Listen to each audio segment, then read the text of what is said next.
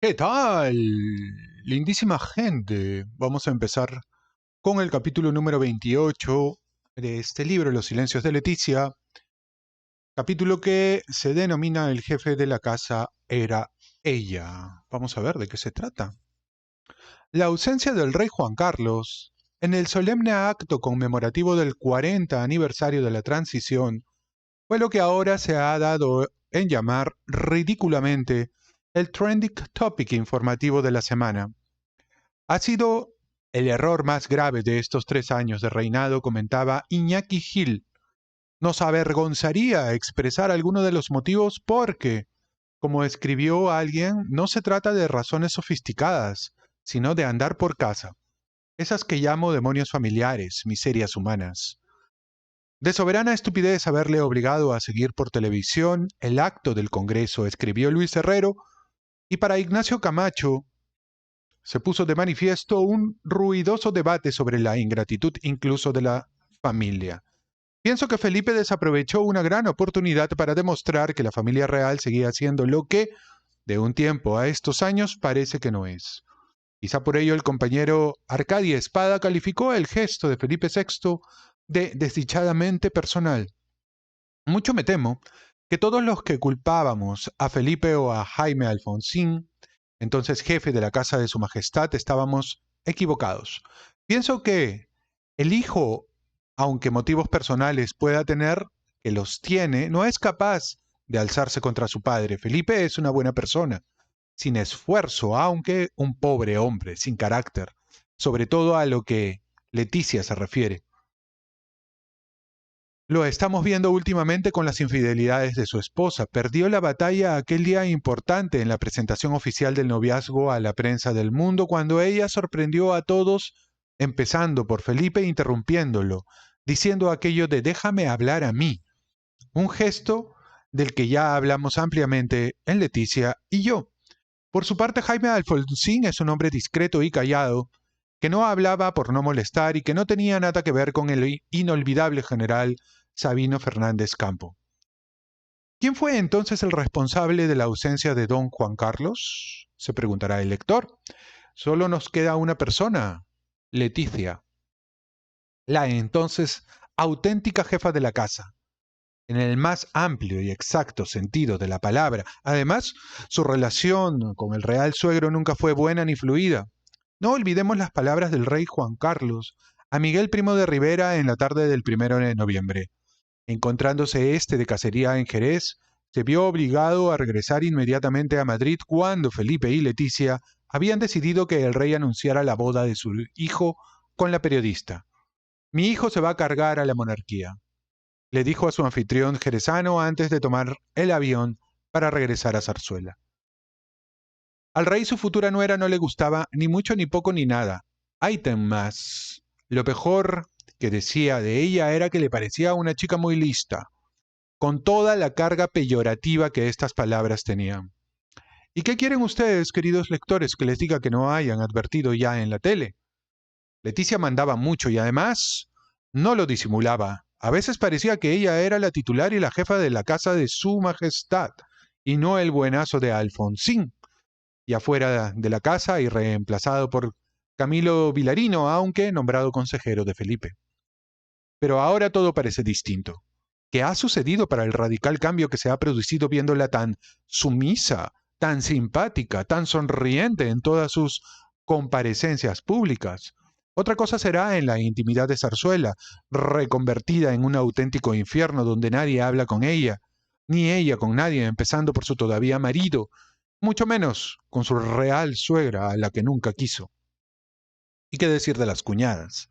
Con ellas ni se habla. Capítulo número 29. ¿Por qué se tapaba la cara? Sucedió en el vuelo IB 6253 Madrid-New York a las 16 horas con 35 minutos del 21 de noviembre del 2012. Entre los pasajeros de business estaba el ilustre pintor Cristóbal Toral, que viajaba a Estados Unidos para la presentación de un gran cuadro suyo adquirido por el Hood Museum of Art de Dartmouth. Cuando llevaba 2 horas de vuelo, Toral tuvo necesidad de ir al baño. Al regresar a su asiento la vio, mejor dicho, creyó haberla visto. Creyó que aquella señora sentada en la primera fila junto a un acompañante masculino que al verlo se cubrió el rostro con sus dos manos era ella. Pero el hecho de taparse la cara le hizo dudar, a pesar de que hacía poco tiempo había coincidido en una recepción en la Embajada de España ante la ONU, donde estuvieron charlando durante largo rato, demostrándole ella la admiración por su pintura. Intrigado, decidió repetir la visita al lavabo. Cuando regresaba de nuevo, ella al verlo no solo volvió a cubrirse, sino que dirigió la cabeza hacia la ventanilla.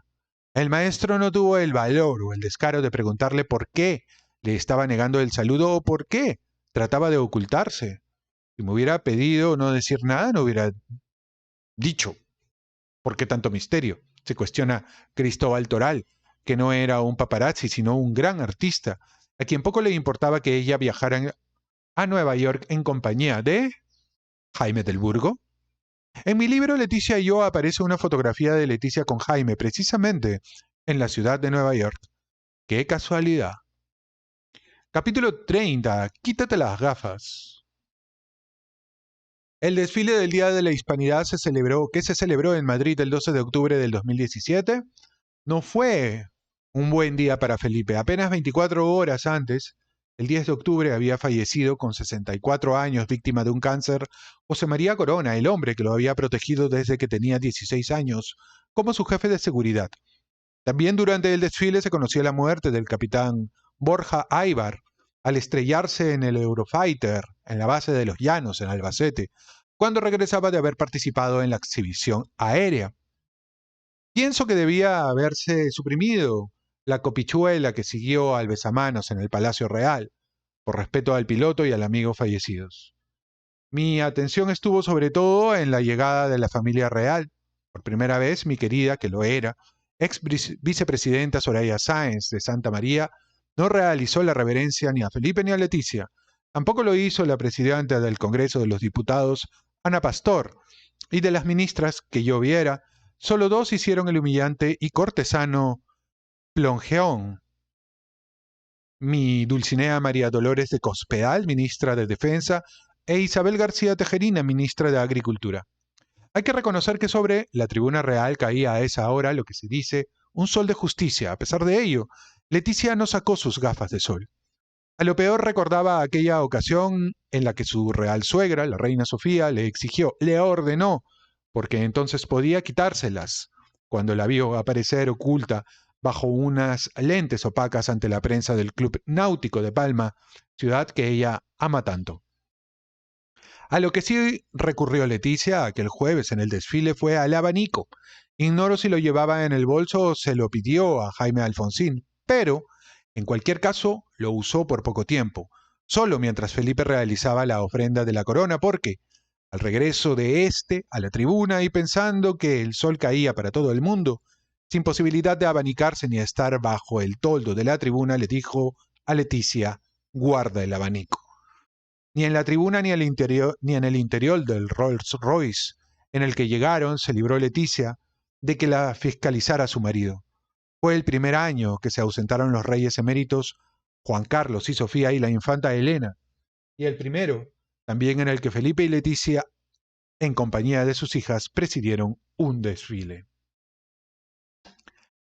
Capítulo 31. Las Leticias y los Leticios. Ah, mira, qué simpático este título. Simpático este título de capítulo. Cuando el 15 de diciembre de 1960, Fabiola y Balduino se casaban rodeados del fervor popular y el aplauso de todo el mundo, nuestra compatriota se convertía en la primera Leticia de las monarquías europeas, salvando las distancias con algunas otras. Desde entonces, varias jóvenes del pueblo sencillo y llano, ajenas al trajín histórico de tanta sangre mal mezclada, han sido capaces de lograr, no sabemos por cuánto tiempo, sostenerse en el tinglado de las monarquías, Antonio Lucas Dixit, y se han ido convirtiendo en Leticias por sus matrimonios, en algunos casos de corta duración, pero sin duda rentables. No siempre se han conocido los motivos de estos matrimonios. Amor, pasión, interés económico. Repasando la lista de los protagonistas de este capítulo, encontramos que el número de Leticios es superior al de Leticias, porque ellos también se han casado por amor, por interés, o vaya usted a saber. Veamos algunos casos. La primera Leticia que destacamos años antes que Fabiola fue la actriz norteamericana Grace Kelly, cuando el 18 de abril de 1956 se desposa con el príncipe Rainiero III de Mónaco. 3 años más tarde y un año antes que nuestra compatriota es mi admirada amiga Faradiva, quien contrae matrimonio el 28 de diciembre de 1959 con Mohamed Reza Pahlavi, el poderosísimo Shah de Persia en aquellos años, y la bella italiana Paola Ruffo di Calabria se convierte en una polémica Leticia principesca un 2 de julio de 1959, tras casarse con el príncipe Alberto de Lieja, no menos polémico por sus infidelidades. En la década de los 60, el fotógrafo Anthony Armstrong Jones se convierte en leticio al contraer nupcias, el 6 de mayo de 1966, o 1960 mejor dicho, con la princesa Margarita de Inglaterra, un matrimonio que acabó en divorcio.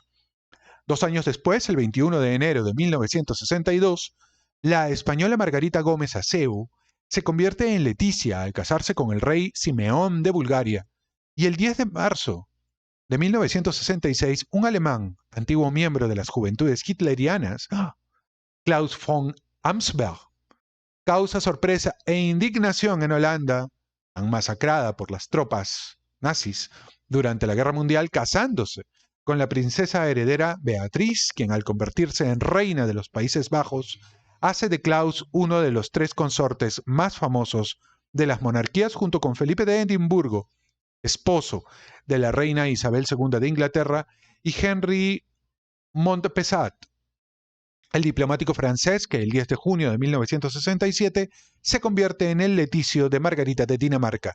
Y ese año, el 4 de mayo de 1967, el español Luis Gómez Acebo se casa con la infanta Pilar de Borbón, hermana del rey Juan Carlos, pasando a ser el primer leticio de la familia real española. Años después, un ilustre y jovencísimo cardiólogo, Carlos Zurita, se casaría el 12 de octubre de 1972 con la otra infanta, Margarita de Borbón, con lo que Carlos sería el segundo leticio. El 29 de agosto de 1968, no una periodista, sino una simple costurera de Oslo, Sonia Haraldsen, se convierte en una leticia, casándose con el heredero de Noruega, quien años más tarde la haría reina como Felipe a Leticia. Y el 19 de junio de 1976, una azafata alemana de congresos de origen español, Silvia Sommerlath Toledo, sorprende al mundo contrayendo matrimonio con el rey Carlos Gustavo de Suecia, a quien había conocido en los Juegos Olímpicos de Múnich en 1972, año en el que la española Carmen Martínez Bordiú se convierte en toda una leticia al casarse el 8 de marzo con Alfonso de Borbón Dampierre, un matrimonio político y polémico que acabó pocos años más tarde en divorcio.